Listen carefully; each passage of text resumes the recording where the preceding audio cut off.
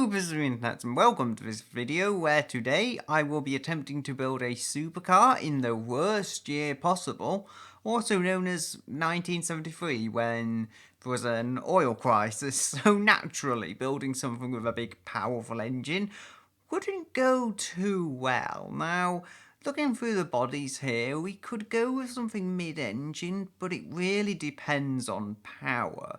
I'm thinking I would like a convertible roof, but it is still going to be a supercar, even if we're not going to make something particularly powerful. I say we're not going to make something particularly powerful because, as I've said, it's 1973. We have to build a vehicle which, above all else, is lightweight and able to take a corner.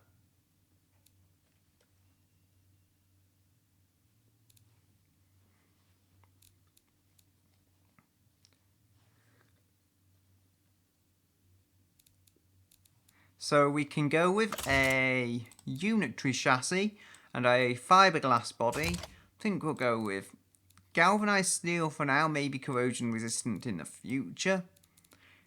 I may change any of this stuff, I don't know. But what engine do we want? You know what? I'm thinking it sounds crazy, but if I can, I'm going to attempt to build essentially a Lotus of sorts. Front transverse, it is going to have all of the lightest kinds of bits I can think of. So again, torsion beam, it's not the best, but if we're not putting out much power, what should it matter? We want to put the money into things like the tyres, as well as the weight actually. We want to put the money and the weight into things like the tyres and the lack of chassis weight, which we've done with the fiberglass body. So what else do we have? We need a new engine. Again, more money is going to go into making this a aluminium engine to save weight. We won't be going 4 valve per cylinder. I think we are a bit before that time, but dual overhead cam with 2 valve per cylinder for quite a high-end car seems perfectly feasible. Feasible? No, feasible. Head will be aluminium as well. We'll go with cast stuff inside for now. And just leave it as it is. Over there. We will go with mechanical fuel injection. You'll see we're putting a lot of high-end equipment on this engine to try and squeeze what power we can out of what is still going to be an economical and relatively small engine. How well does it fit? Yeah, fits quite well. 40% engine bay fill, that's good.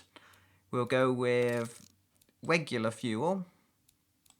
That is unleaded. And we won't need a race tubular.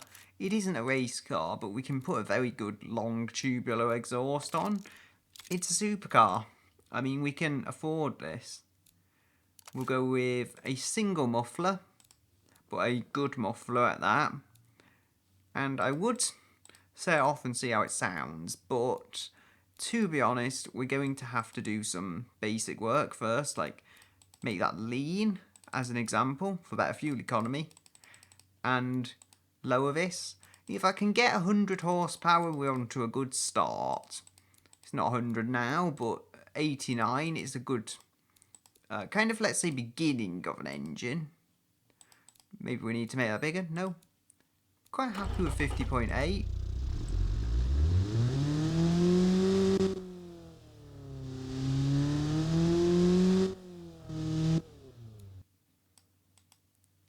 Because of the dimensions of the engine, the max RPM isn't that high, but that's not to do with it being cast iron internals, that's just the nature of it. We won't be going with a rear set of doors. We want the maximum stiffness, and the way to do that is like this. Ooh. You know what? I think that actually looks quite good. Almost like a shooting brake of sorts. Bring that forwards. So we can have rear seats. I was always planning to have rear seats on this, but if I do it like that, this is not a pretty car. I won't pretend it is, but I can make something of it. Actually, bring that right out. That is not bad. Kind of got more of a race car vibe. A word that is actually the same spelling backwards as it is forwards. I don't know why I'm bringing that up, I just am. Can I actually only use this in the front? I'm thinking if I use the rear engine layout, I could also keep the car lightweight, but keep it going at quite a high speed, more so than with front wheel drive. The current engine does not fit. Alright, so I don't know if it will add weight excessively. That is too much length, but if we go for a boxer engine, it actually fills the engine bay less than the inline four did in the front. I think that can work quite well. I believe the old Beetles and such as well, Volkswagen Beetles, did have rear-engined flat fours. The vans and stuff as well they made. I believe they call them Type 1, Type 2 and Type 3 though. You can't get rear doors on the rear engine versions. Again, I weren't going to do that, so not like I particularly care. We'll go with a 5-speed transmission, pretty common on high-end vehicles in the early 70s. Ooh, that is... yeah, I don't think that's something we're going to do. So, it looks like a Renault 5 Turbo from the front. I've just thought of that now. We'll go with an open differential, sure. Radials, because it's not a car from the 1940s or 50s. And we will go with sports compound. We've got two 35s on the back. This is what I was talking about. If I am to put money into anything, I think it should go into the tyres. I don't know how much I'm actually going to push through the back wheels, but 225s, even on an older car like this, are hopefully going to be all I need. 195s. I think if I can get 205s and then leave it there for the time being, that should settle my needs. Alloy wheels. Can we go an inch bigger? Yep, 14-inch alloys. We'll need to change them to something a bit sportier, I believe. Just see what there is available once they load up. And there we are. They're definitely too modern. They are just hubcaps. They're a bit more relevant, but still, I don't feel old enough. Lamborghini, but still, they're from an 80s Lamborghini. And how about those? I can give them a try. They look like some early alloy wheels. I mean, it does seem unnatural that I'm building what's essentially a sports car with such high-end equipment, but it's not a sports car. We're going to go with solid discs on the front, but I don't think we'll need anything particularly special on the back. I'm also just thinking, what suspension have I got, because it won't have had the same one. You know what, I'm going to go with double wishbone front and rear. It wasn't the original plan, but going along with it, it's probably best, since it is rear wheel drive, that I put a decent amount of effort into actually making sure it's controllable. We'll go with 4 seats. Gotta have those rear buckets that hold you into place round corners. And a sport interior, perhaps? Although that might be a bit heavier than I would like. We'll go with a premium 8-track system.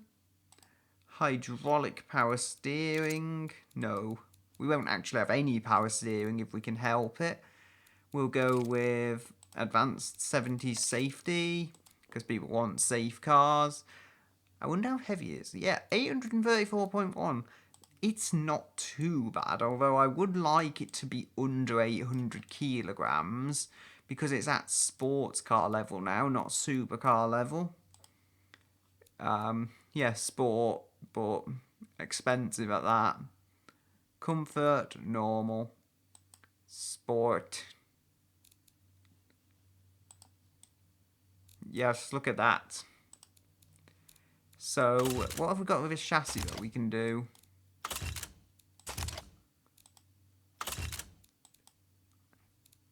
They don't really like that under muscle.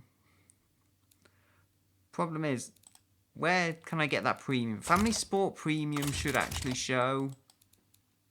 Yeah, here's where you begin seeing the advantage of what I'm doing. Aluminium is heavier, but they do, to an extent, like it. Sport, let's see. Yeah, 67. Oh, dearie me.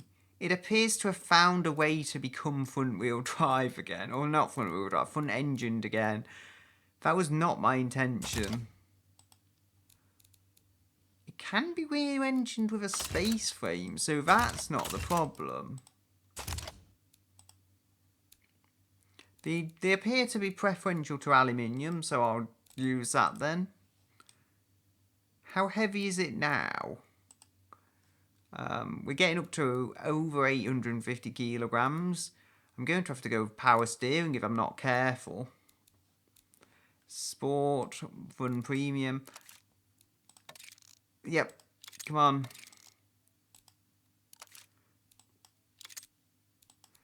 This will have to do, I guess. Premium interior. Not great for a supercar though. I'm not going to drop any lower than this. How is the weight balance, I wonder? I'd think that would be a point of concern, and it's not bad. I mean, there's 60% at the back. That's not worse than any real mid-engine vehicle. But the weight has just gone up, and there's nothing I can do about that. Other than perhaps tuning the engine. Although it would end up more rear heavy once I make the engine bigger and stuff. It would give me more power to kind of complete this. Because power's half the story and weight is the other half. If we can get the right kind of balance with this car and get it round corners well, then we've got a car that, for the time at least, is very, very capable. It's doing 0 to 60 in 10 seconds. And again, for something with under 100 horsepower, that isn't bad. We've got 22 miles per gallon, which is a bit weak, honestly. I'll have to see what I can do. Can I fit, I wonder? Actually, the real struggle is width, not length. So I could probably fit a V6 or a flat 6. Like 90 degrees. It barely fits as it is.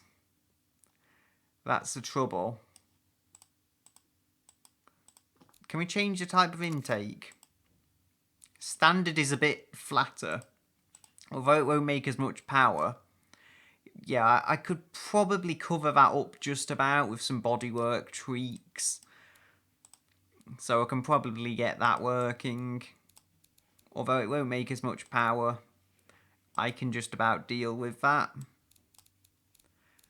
I'll hate myself for doing it, but you know. That 2 horsepower and however much torque. It's not the end of the world. Go and adjust the ignition timing. Exhaust perhaps? No. I think unless I adjust the engine dimensions, there's nothing I can do. And even so, this engine is like packed into the engine bay. You see, it has severe wheel spin. It's packed into a car that really isn't big enough to take a V8. Just try and find where it is. 95% filled for width. I am not happy with that. What happens if I change the exhaust system, I wonder? Because it is on the edge, so tubular and long tubular, it doesn't affect it. It was worth a try, though, to see if that affects anything.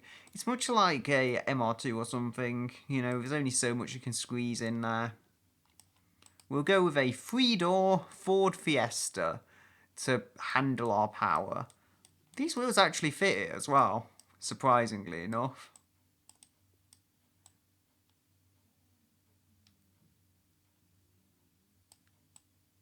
There we go. Raised that up a bit.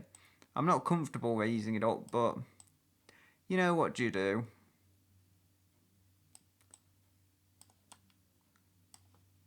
We'll maybe move that out a bit.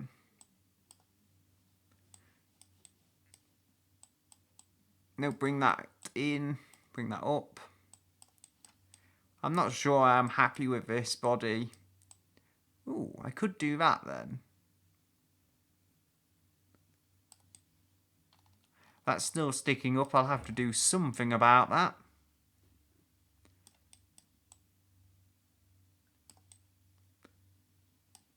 This can fit a surprisingly big engine. If I want that to be quite straight up. Yeah, it doesn't really fit at all, let's be honest. But I can take whatever little victories I can get. In real life as well, you would have a bit more freedom in how you shaped the plastics and stuff. And this is before crash safety went through with all the bonnet regulations, so it would still fit regardless of that. Now, as I was saying, I am going to make that part there fit somehow. I think I know exactly how though. If we find the right type of scoop or whatever, this can be reshapen. That is to say, I could reshape it to fit like so.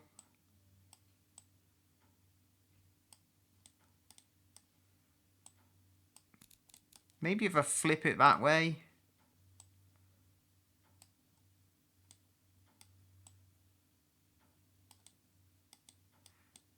There we are.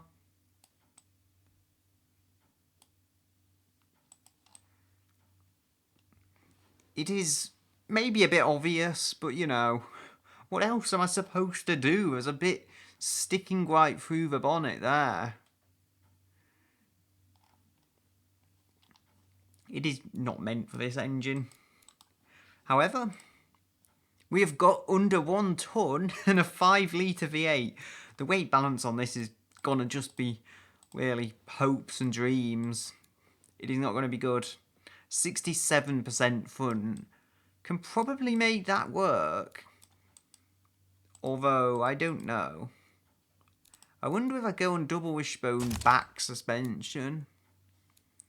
Muscle really like it. It does have a V8, but it's not rear-wheel drive. And how about front? Now, McPherson's strut is lighter than double wishbone, so even if it hurts handling, I guess it might help with the weight balance. The Civics used it. The Honda Civic can use it in the early 2000s. Our Supercar can use it in the 1970s. Yes, sure, that makes perfect sense, because a Honda Civic is the most finely tuned and engineered vehicle ever made. Fiberglass. No, you don't like fiberglass. No, space frame. You don't like space frame. Looks like I'm kind of forced into targeting the muscle car category. Not something I wanted to do, but you know, if it works, it works. We could have a pickup based on a Ford Fiesta, but no, we won't do that. A pickup based on a V8 Fiesta. 7 seconds to 60. Remember, this is front-wheel drive, and I think for the time that was pretty good. Although, I believe I could do even better still. It's on 145, so I could, indeed. Although it's going to hurt the weight of the vehicle.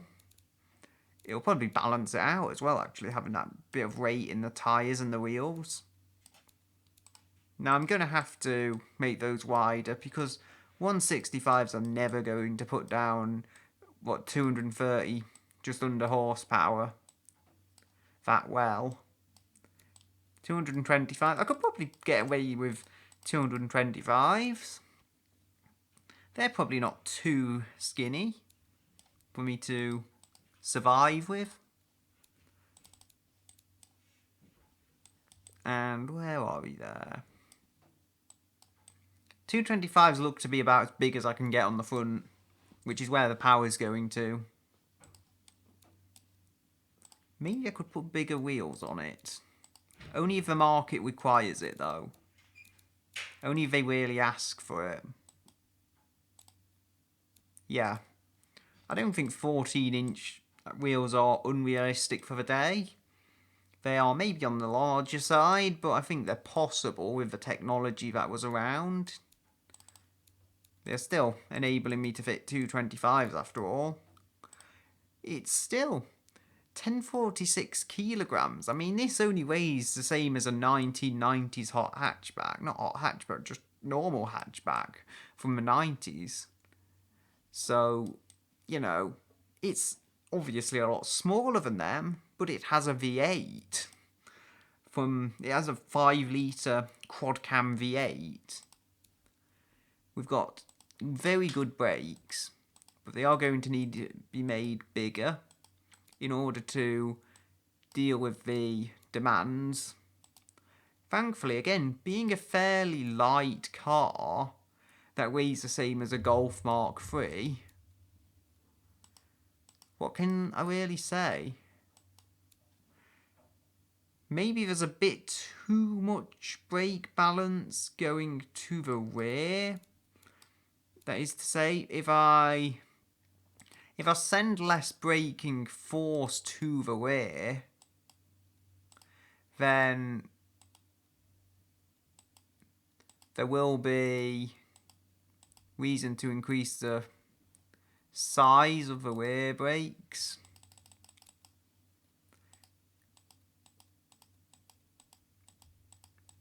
Come on. Okay, I'm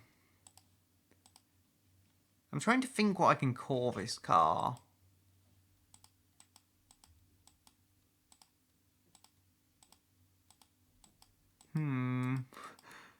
I think it should have Ford in the name. No reason in specific, you know, just I feel like it's right to do so.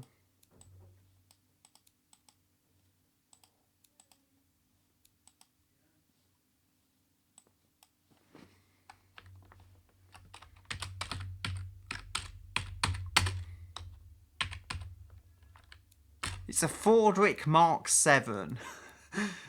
Totally not infringing copyright in any way, shape or form. Looks like we're going to need to try and increase those wheels. Oh dear. Mind the market does like it. Again, I don't know why. Beats me why. Ah, looks like 15 inches is about the limit. 15 by 225 is about the limit of how big wheels and tyres I can get on it. So, what else? The actual wheels I think need changing. They don't quite look right at this size. Oh, not those ones. I don't think they quite work. They're definitely too modern. They look early 70s. Especially if I chromed them. They're a bit older looking still. They're not even alloy looking. I don't think they look 70s, but I could see them working. You know what? Ooh. Those ones, if I chrome maybe? Ooh, those, yes. I think these will work very well indeed. So what have we got? Semi-slicks don't really help apparently, which surprises me.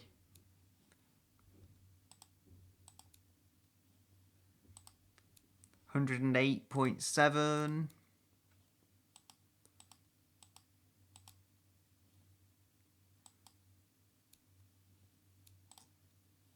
Do-do-do.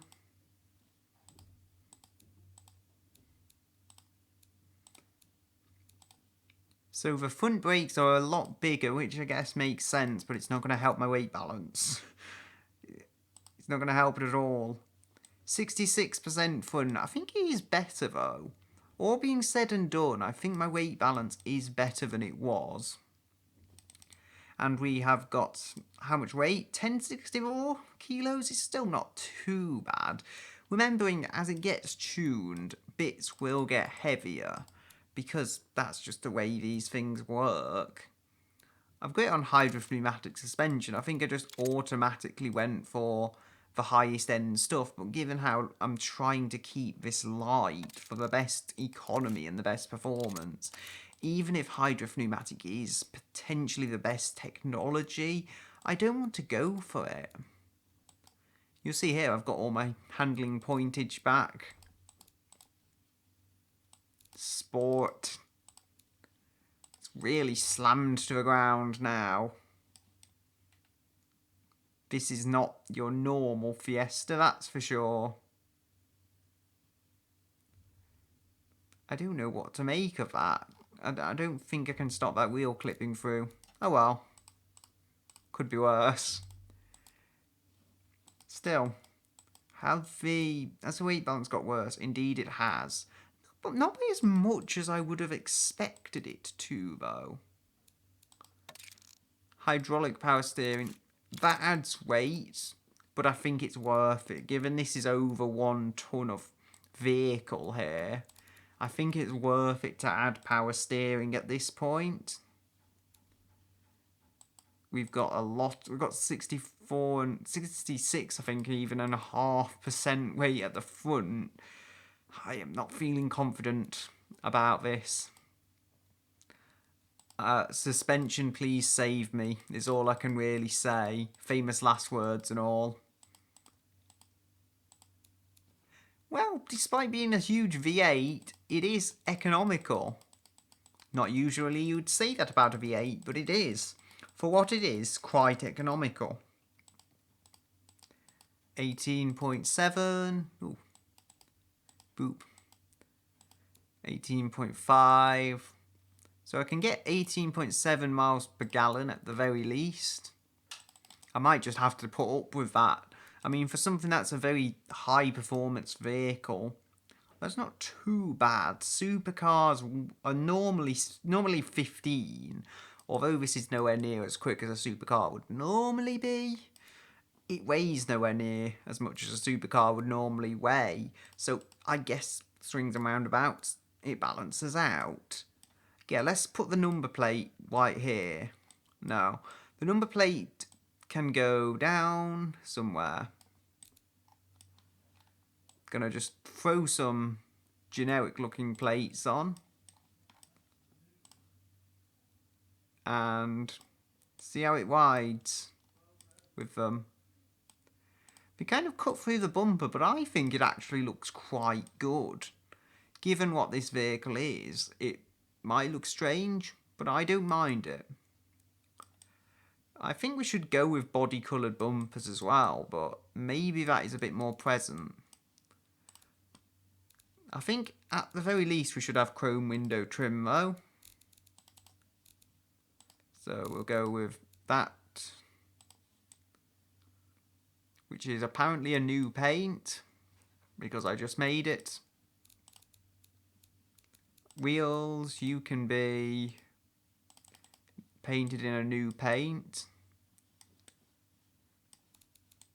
And what else do we have? Oh right, we can change the bumpers on their own, kind of, and not those bits just below them. I think that can work. So paint that with a new paint. Beautiful. I'm thinking I should paint this blue. A car that I'm proud to call a Core2 Duo Mobile. And what else is there here though? first of all. Anything we need to paint? I don't think so. There's kind of lower trim there. Yeah. We can have, like, the entire lower trim being chrome, which looks stupid. But I'm going to do it anyway because this is the Core 2 Duo channel. What I do say goes, and we want something with quite a bit of flake and quite a high shine. Beautiful, actually. I really like this colour. Yes, indeed. The perfect Ford Fiesta has a V8 and still front wheel drive because reasons. If only you could put a V8 in the Fiesta in Forza, that would be quite amusing. I'm thinking they're not the kind of lights I would want. I gave it a look, but no. I think I want some more rectangular ones, like these. Or maybe even those. This is the early 70s after all. How about them? Nah. I'm thinking... Are they like flip out ones or something? Nope, they just fit in an enclosure. I think it looks like something from Burnout. If I go and add a grill now. It's been a remarkably low effort job, this. But I can still say I like what has come out of it. I can still say I'm pleased with the overall result. We'll go add some chrome. Add some chrome. Bring these forwards.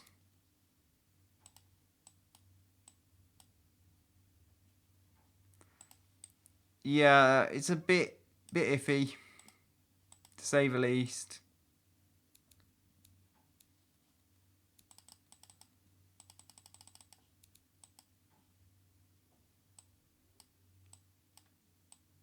It doesn't quite want to go behind those lights, that's the trouble. Is it like that with all grills, though? No, this one seems to work. Trouble is, that one's not really retro at all. If I go with this, maybe. Oh yeah, this. Taking the edges off. It has a nice period relevant kind of look, I think. I'll have to chrome it, obviously, but even so.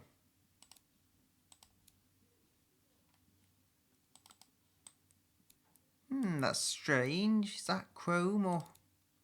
No, I think that's chrome.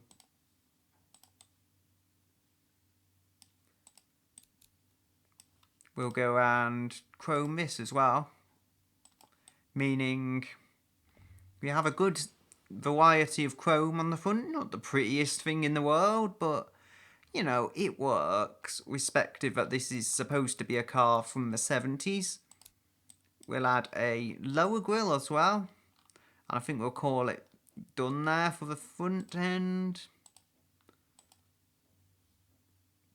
We'll go make that smaller and then make it wider. Flip it upside down. That will give us a lower grille. Give us plenty of air intake for that big engine.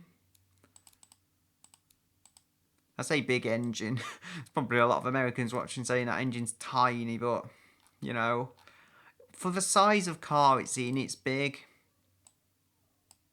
There we go.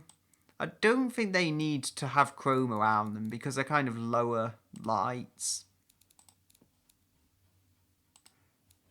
just go and try and make all of the light parts some kind of orange, so it does work as indicators when it's in BeamNG. And I think we need a bonnet scoop, even if it isn't necessarily 70s relevant. We've got to keep that engine cool. Building like the Subaru Impreza of the day.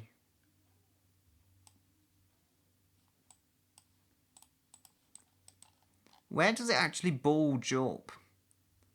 Right there. I wonder if I could hide that with an air scoop. That would be interesting. The Subarus have flat engines, so I think it's just styling on them, but in this case, I could actually use it to hide that, perhaps. No, it's just too big there. It goes right above it, and it's almost like those superchargers you can get in Forza Horizon, and they just stick right up out of the bonnet. Right, so where was I? Intake standard. I mean, it's not often where you have to change a car's intake because it just sticks out the bonnet. It does fit in the engine bay, just the intake sticks out the bonnet. Rightio. Now, working my way round to the back, as I've done with the front, in my opinion, I've made it look a bit more special than just your generic Fiesta, even though that is what the body is. So, tail lights, I think I want some round ones. They look nice, but they're really skyline lights, and I don't imagine them working. So, we could perhaps have these. Nah, that wouldn't work, would it? I think they might look a bit too modern. Trouble is, how do I get it to look 70s, but not, like, really 70s? These might be Fiesta lights. I wonder. Now, if I were to use these, but, like, flip them around and everything, could I get a good result? Try and make it look somewhat more prestige. Probably not. Right, how about low-level lights? Ford Sierra type lights, yes. I think that looks solid, actually. Almost like the front, we're giving it that kind of aggressive muscle car vibe. Even though it's just a front-wheel drive, they're not going to know that. And then we can chrome the edges, because we all need plenty of chrome on our small supercar.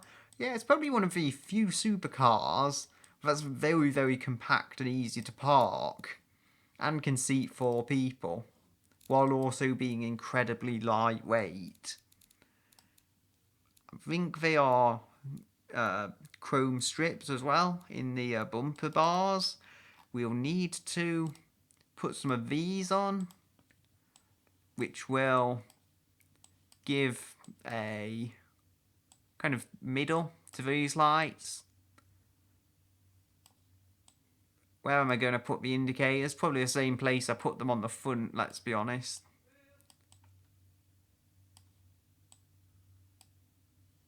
Then I'll bring this forwards.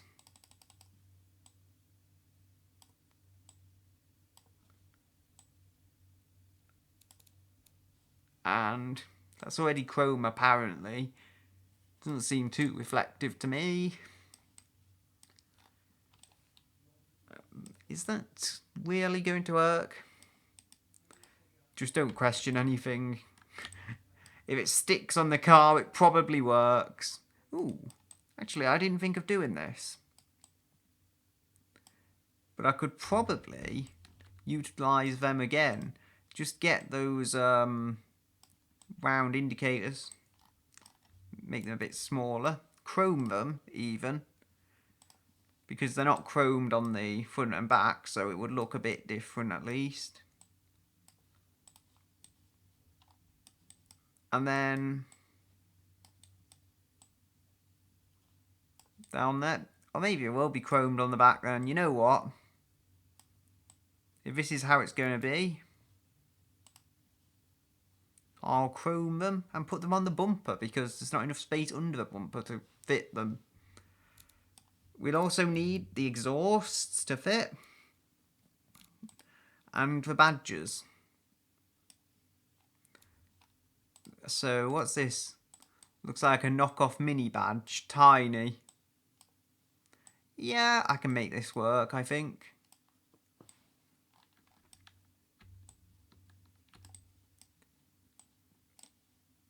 The tiny. Although it is a Fordwick. It's the tiny Fordwick. Yeah, let's actually add that.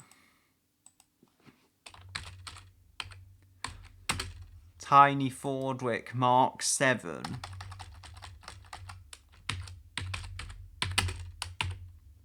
Deluxe V8.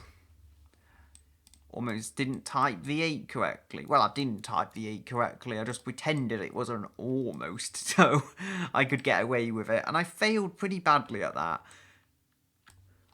Like most things, I fail and then I occasionally succeed. Whoops. Where's the undo?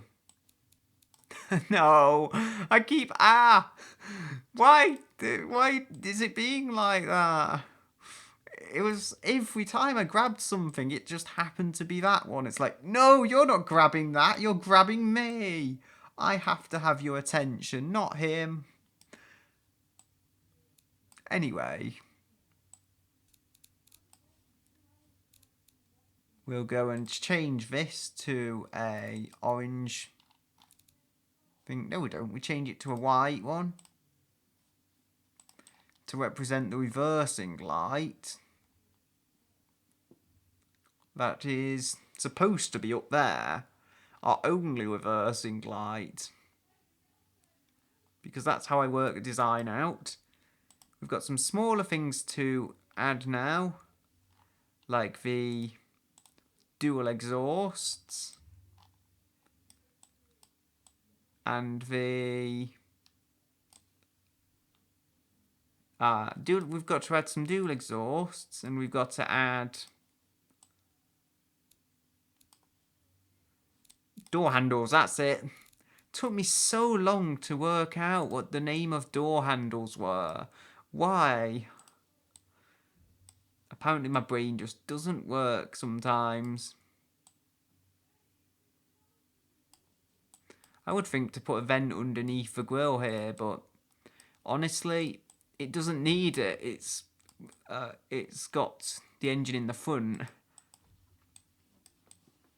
I suspect this could actually be very, very fast round the circuit. If we put our door handles on. Because otherwise we won't be able to get it in and get into it and actually race it. Well, we kind of will. We'll just break the window or something, but it won't be as convenient, let's say. There we go. Safe to say the design team had a field day with this. Chrome everywhere. Don't know how it's supposed to compete with other cars in the early 70s when they were beginning to remove chrome from stuff, but you know, that's what we're running with. 18.7 miles per gallon and 6 seconds to 60, remember. Very important because for the time, that was very, very fast. We've got a engine which is surprisingly light, actually, about 230 kilograms. 122. I'm going to just stick with the 225s. 122.9. Has improved the miles per gallon. So I'm not complaining if that's what the market really wants.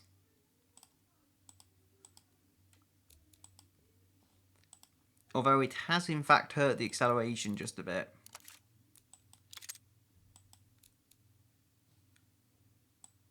I'm going with medium compound. Then I'll just adjust the brakes to match if I need to, which I don't seem to need to.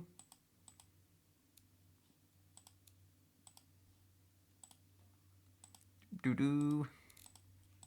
I've not put any aero on. It's a 70s. Who needs it? I do think I need a bit more cooling though. 1, 2, 3, 4, 5. And we have near as a finished car. I just have to find where the gearing is to make my final tuning bits and bobs.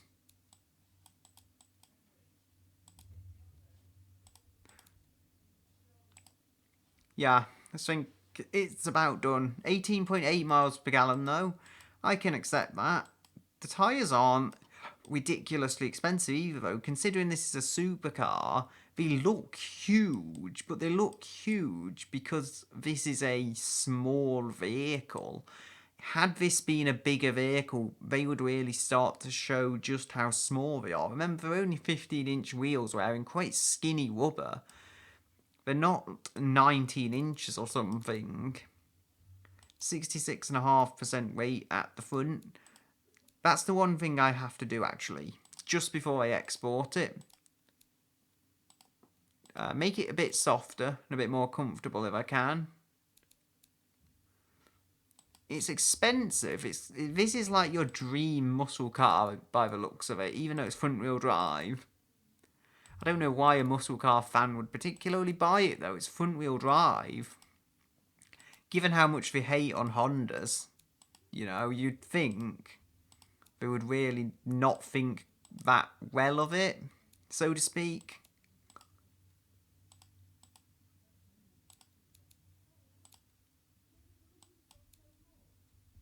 So make that softer. Yeah, there's performance to be had. 1050 or less than 1050 kilos, should I say. And less than 1050 kilograms is a solid outcome. So we're going to export this to BeamNG and I will join you when I am done. So here we have the tiny Fordwick Mark 7. Very bright headlights there. Blindingly bright. Anyway, it is kind of like a Subaru, but front wheel drive and powered by V8. Because that's the closest I could think. I think it sounds quite good at least. Anyway, let's get going and see how it does.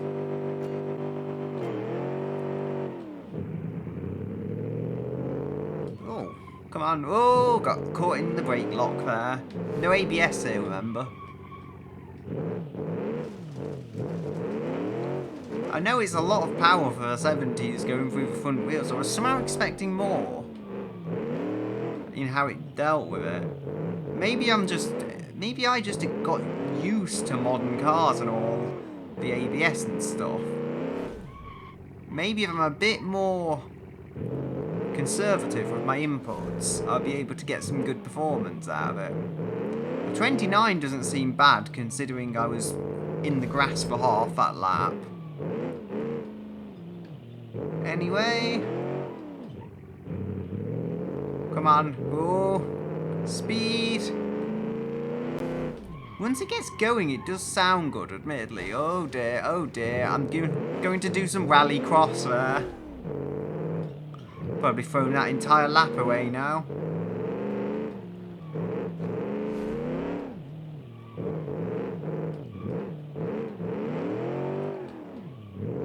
Oh, don't want to hit anything. That would not be good. Oh dear.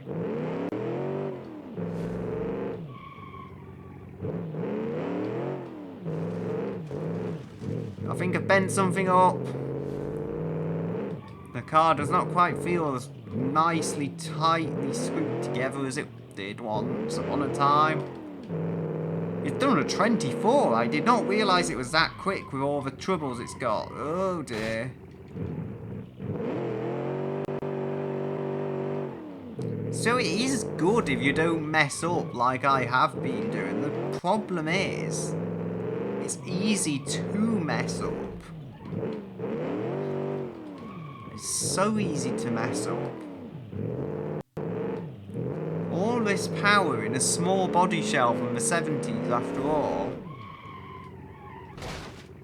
So the tiny Fordwick has finished just above the toilet roll fetcher, and it's also lost a wheel, but it's finished just above the toilet roll fetcher and about 2 and a bit seconds below the gerbil, which is, I guess, what I would expect, because remember the toilet roll fetcher was round a very tight circuit. It was a vehicle which had nowhere near the power of this, and a fair amount more weight actually. But as I'll show you now, when you really step on the brakes and turn, the brakes are completely locked up on this and there's nothing you can do. So it does take a certain amount of driver talent to get the best out of this. Having said that, I would rather drive this because it's more engaging, even though they're both front wheel drives. And I mean, the wheel does like coming off though, admittedly. Hi wheel. There it is. It's just parked right next to my car. I will show you who was in first. Me. There you go. Goodbye wheel. Even though I have an open differential, I can apparently drive away from you. Perfect sense. Back on subject. It is our fastest front wheel drive in the leaderboard, which it can claim something as being quite good. Anyway, until more new hot hatchbacks come along, I guess the gerbil wasn't even a hot hatchback, it was a liftback. So until modern hot hatchbacks come along, it is our fastest front wheel drive and our fastest hatchback, which again is something it can claim as being quite a positive attribute. Anyway, until next time, I'm going to leave it here and say goodbye until another day.